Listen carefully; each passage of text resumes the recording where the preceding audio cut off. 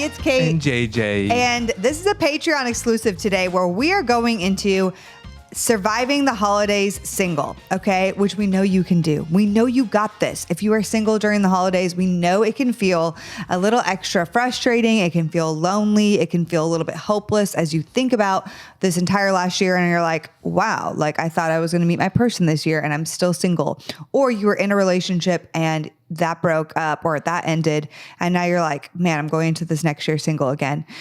I have had my fair share of those seasons. There's almost been no Christmas season where I've had a boyfriend, like up until us being together.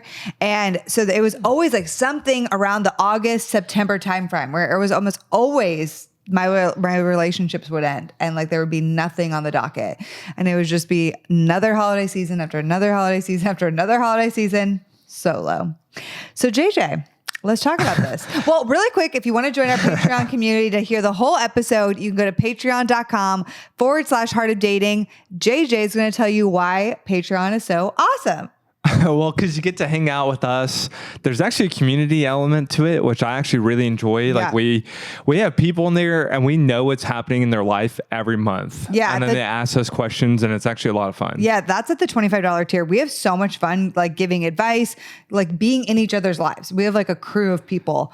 And then if you have a question for us, that's like a simple question that needs an answer quickly, you can do that at our $10 level or above. You can ask us any question and we'll send you a customized voice memo back. But if you just want to overall support this podcast, you can join at the $5 level. And it's really, really helpful to actually do this podcast well for you guys. Okay, I have a question for you. Yeah. So I always hear people talk about surviving single in the holidays. And while I do have empathy for that, I also never really had that experience. Because you're the fun guy. No. My question is, if you were in those moments in time when you're like, another Christmas solo. Yeah.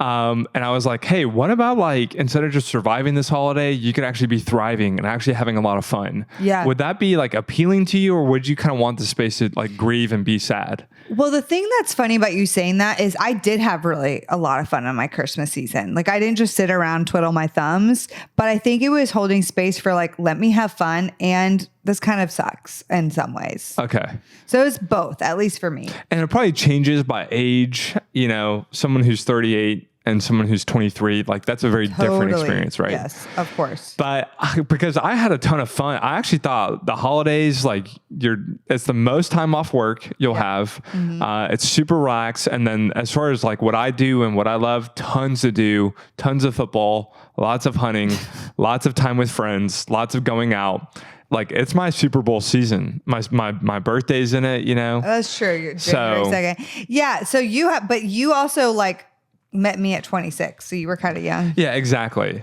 But like I met you we got married when I was 33. So I was in my 30s when we met.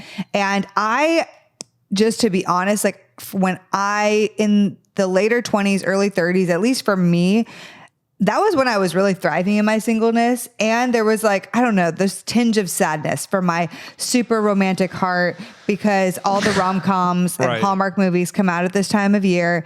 And then I'm a big reflector and I'm a big goal setter. And, you know, going into the new year, it's like reflecting on any relationship that didn't work. Now, I think there's a way to go to the opposite and be like, well, maybe relationships didn't happen, or maybe I didn't meet someone, but what did I learn this year? Or what did I challenge myself to do? And what amazing things did God do in this year? Because I think we'll hyper focus sometimes on like what didn't happen that we wanted to happen instead of looking also at the things that did happen, that God did do. Yeah, there's probably the pendulum, right? Like just playing that victim of sadness and moping, right, of what didn't happen. And then there's the opposite end of only focusing on what did happen well, which is great as well. But that probably means we're living in like a naivety of... I think there's like two different people. There's the person that's like living in victim, and then there's a person who's like toxic positivity. So there's two different people we're maybe speaking to. You know what I mean? Yeah, but we want to set you guys up not to just survive. Yeah. I think there's so much more. How about thrive? Okay, so Kait and I are going to play a game for you guys to thrive. we're going to set you guys up and equip you with some great answers for those classic traditional questions that you get from family members around the Christmas table and the holiday parties. Let's also talk about some scenarios. I'm going to throw scenarios at you. Okay. So go ahead. I sent you some questions that you should ask me. And if I were you, this is how I would answer them. Okay, JJ. So I'm your Aunt Mildred. We're at the dining table and I'm like, so JJ, are you seeing anyone? And you say, yeah, I'm actually in the healthiest relationship I've ever been in.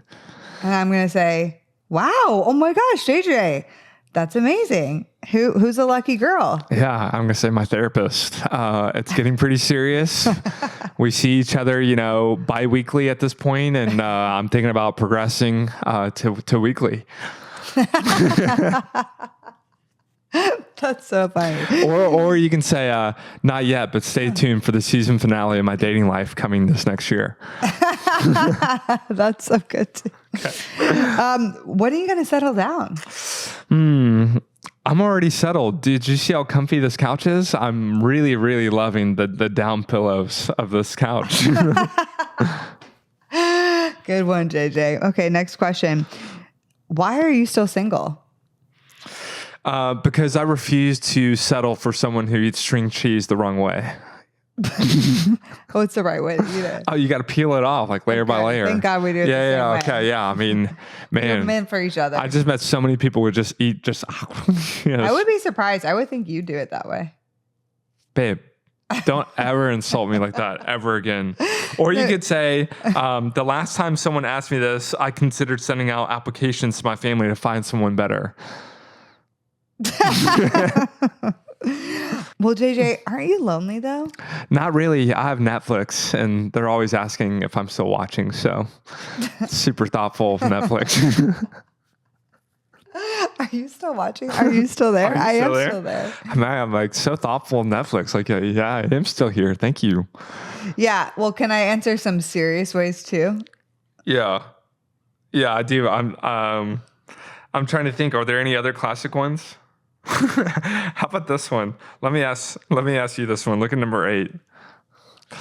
Well, you're not getting any younger, are you? Yeah, well, neither are you, and I don't see you rushing to go skydive or start salsa dancing classes. Or do it again one more time. Yeah. Well, you're not really getting any younger, are you? Wow, thank you for the reminder. I appreciate that. I'm going to add that to my gratitude journal.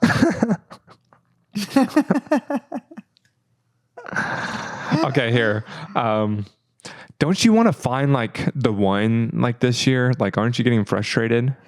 Sure, I do. But first, I want to find the one that doesn't ask invasive questions like you. That's a good one.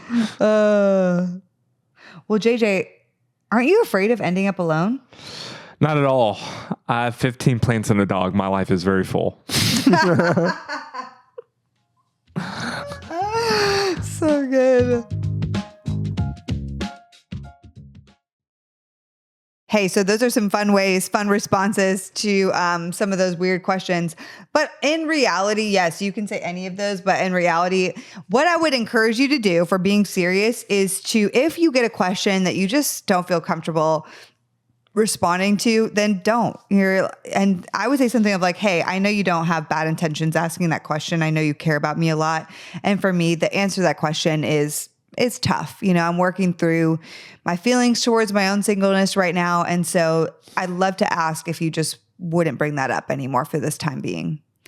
And, hopefully they respect that boundary. That's a little sharp. It is sharp. I would be kind of caught off guard. Yeah, but if it's a person asking you the same thing over and over, especially if it's like the same person, same offender asking you the same thing again and again and again, you need to set a boundary. So I have a question. Me wanting to do a gentle version of that, is that coming from a good place or like a people-pleasing space? Of what? Oh, you wanted to be gentler? Yeah. Well, I think the way your tone just communicates it being gentler, but... Well, yours is it is like cheddar cheese, and I'm kind of looking for more maybe like a goat cheese or a brie, Okay. JJ, I know that you care about me, and I appreciate you asking that question because it's coming from a place of care. And I know that the reality is for me, that's a really hard topic, and it's just something that I'm working through right now. So for this season, I just really don't want to talk about it. That was good. Okay. That was good. I like that. Okay, good. Because then you can go to a good place from there. Yes. The other one, you're just kind of like, oh my gosh. I think it's important though with what I did is assume a generous assumption. Exactly. That in the start of your reply is to assume that they aren't just trying to pick at you. They're not just trying to. Guys, we're so sorry. We're so sorry. Lovey and I apologize personally for the fact that you can only watch the rest of this podcast exclusive if you're in our Patreon community. So what should they do, Lovey? They should go to patreon.com/heartofdating. Come and join us on Patreon. It's a great way to support this podcast. And yeah, then you can hear the rest of this episode. We'll put the link below for you. Love you. Have a great day. Bye, guys. The Heart of Dating podcast is created by Kait and JJ Tomlin. Shout out to our epic audio and video editor, Scott Caro. We have an amazing Heart of Dating team who helps bring the show to you each week. I want to shout out Kelsey Napier, our Heart of Dating digital marketing coordinator, and Elena Gibson, our brand and community manager. We couldn't do it without them. Now, if you guys have never ranked us or reviewed us on iTunes or Spotify, would you consider doing that? It would mean so much because our podcast can get more discovered and more people can learn how to better date as Christians. Don't we all want that? We launch our podcast each and every week on Wednesdays, so we will see you next week.